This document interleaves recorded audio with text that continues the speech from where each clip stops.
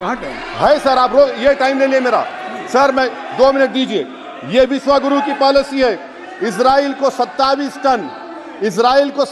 Ton हथियार जा रहा है। 9 मिलियन भारत के लोग गल्फ में काम करते हैं, क्या असर पड़ेगा? 47,000 इजरायली फलस्तीनी मार चुके हैं। क्या है हमारी पॉलिसी सर? क्यों हथियार दे रहे हैं सर? नस्लकशी हो रही है। सदर जमहूरिया के खुतबे में राष्ट्रपति के सर, मैं उसी पे बोल रहा हूं सर, उसमें लिखा हुआ है फॉरेन पॉलिसी के ऊपर, आप पैराग्राफ नंबर 25 देख लीजिए। सदर जमहूरिया में सैचुरेशन अप्रोच है। क्यों नहीं मोदी सरकार माइनॉरिटीज को फ्री स्कॉलरशिप को डिमांड करती है सर? उसको आपने बजट कम कर दिया सर। बनारस का बुनकर 18 महीने से मंडी का शिकार है, सूरत और बेंगलुरु जा रहा है सर। आखिरी बात कंक्लूड कर रहा हूं, आखिरी बात सर, पनून केस में निखिल गुप्ता, मोदी ने कहा था कि हम घर में घुसकर मारा, तो निखिल गुप्ता को किसने ऑर्डर दिया था पनून को मारने का? अगर नहीं दिया तो उसको बचाइए, और अगर दिया नहीं तो फिर उस पर पीएमएलए क्यों नहीं लगाते? और सर समाप्त करो। कमेटी बनाई आपने, उसका क्या हुआ सर? हम एससीओ को नहीं जा रहे सर। मैं आपको बता रहा हूं कि मैं अपनी इस तकरीर को टीपू सुल्तान की नजर, सुनिए सर, अब हो गया खत्म कर रहा हूं सर। मैं अपनी तकरीर को टीपू सुल्तान की नजर कर रहा हूं। ये टीपू सुल्तान की फोटो है, क्या आप इससे भी नफरत करेंगे सर? ये संविधान में टीपू सुल्तान की फोटो है, जिस पर वल्लभ भाई पटेल ने साइन किया, श्यामा प्रसाद मुखर्जी ने साइन किया। ये आपकी नफरत है सर। आखिर में मैं अपनी बात को खत्म कर रहा हूं इस शेर पर कि क्या दिन दिखा रही है सियासत की धूप छांव। जो कल सपूत थे वो कपूतों में आ गए थे, इस कदर अजीम के पैरों में ताज थे, इतने हुए जलील के जूतों में आ गए। बहुत बहुत शुक्रिया सर। श्री गौरव गोगोई जी।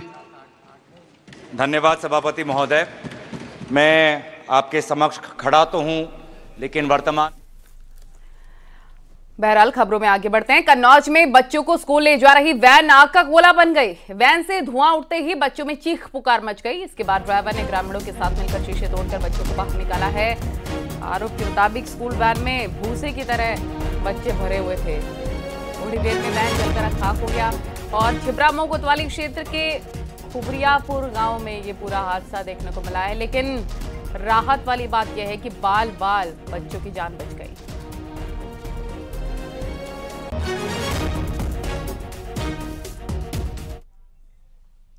अमेठी में पुलिस ने कई मुकदमों में वांटेड फरार आरोपियों पर शिकंजा कसना स्टार्ट कर दिया है। और भाले सुल्तान पुलिस ने गौरीगंज, अमेठी और मुसाफिर खाना के अलग अलग गांवों में जाकर आरोपियों के घर पर नोटिस चस्पा किया है। इस दौरान ढोल नगाड़ों से पूरे गांव में मुनादी करवाई गई। गैंगस्टर के मामले में कुल 14 आरोपी थे, जिसमें कि 10 जेल में हैं और 4 आरोपी फरार हैं। इन्हीं फरार आरोपी के घर पुलिस ने नोटिस चस्पा करवाया।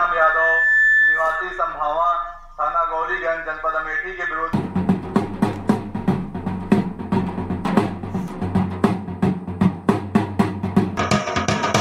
थाना मुसाफिर खाना में एक गैंगस्टर एक्ट के अंतर्गत अभियोग पंजीकृत है, जो कि हत्या और अन्य अपराधों के इसमें मुलजिम है, जिन पर यह गैंगस्टर एक्ट लगाया गया है। इसमें कई मुलजिमों की गिरफ्तारी की जा चुकी है। शेष मुलजिम जो अभी पुलिस की गिरफ्त से दूर है, उनके खिलाफ 82 सीआरपीसी के अंतर्गत नोटिस निर्गत करते हुए कल उनके घरों पर चस्पा किया गया है। ये मुकदमे की विवेचना थाना अध्यक्ष भाले सुल्तान द्वारा की जा रही है। अगर उनकी शीघ्र गिरफ्तारी नहीं होती है तो इसमें 83 सीआरपीसी की कार्रवाई अमल में लाई जाएगी। पहाड़ों में हो रही बारिश से बद्रीनाथ धाम में अलकनंदा नदी के जलस्तर बढ़ने के बाद तुंड इलाके में हटाए गए यात्री।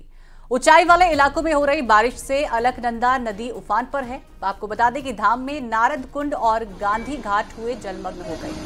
वहीं पुलिस ने अनाउंसमेंट कर सभी को सुरक्षित स्थानों पर, साथ ही नदी के तट पर नहीं जाने के निर्देश दिए हैं।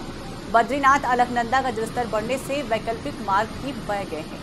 मास्टर प्लान के कार्यों के लिए वैकल्पिक मार्ग बनाया गया है।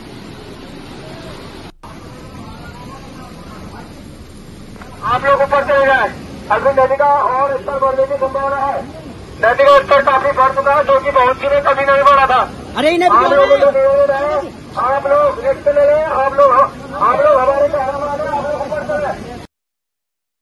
हमने जो हमारी पुलिस है वहाँ पे, और साथ में जो हमारी नगर पंचायत है और जो रेवेन्यू स्टाफ है, उनको पहले ही हमने अलर्ट किया हुआ था। जाकर के उन लोगों ने वहाँ पे जो हमारे पास लाउड स्पीकर सिस्टम है उससे लोगों को सचेत किया। और जो वहाँ पे तीर्थ पुरोहित जो थे, जो कह रहे थे कि साहब उनकी बहियाँ हैं और उनको बहने का खतरा हो सकता है, तो उन बहियों को हमने सुरक्षित ऊपरी स्थान पे शिफ्ट किया है।